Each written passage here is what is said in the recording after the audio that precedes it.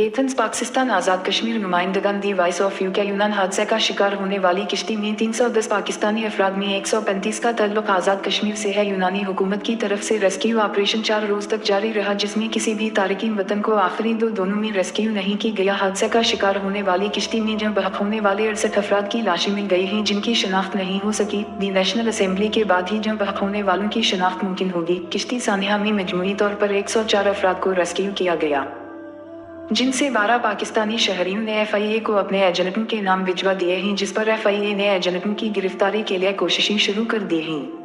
यूनानी हुकूमत ने रेस्क्यू ऑपरेशन बंद करके तमाम लापता अफराद को मुर्दा करार दे दिया। जहाज पिछले कई दिन से समंदर के अंदर खराब था। जहाज को टैग करने की बजाय छोटी किश्ती से खींचा गया, जिससे वो उलट गया। जहाज में सवार सिर्फ 12 अफराद को जिंदा बचाया जा सका। आज़ाद कश्मीर और पाकिस्तान के अवाम वजीर आज़म मीर शहबाज शरीफ से मुतालबा करते हैं कि वो यूनानी हुकूमत के बयानिया पर इतिबार करने के बजाय खुद से इस सारे मामले की छानबीन करके लापता अफराद को बरामद करे। यूनानी हुकूमत ने रेस्क्यू ऑपरेशन बंद करके तमाम लापता अफराद को मुर्दा करार दे दिया।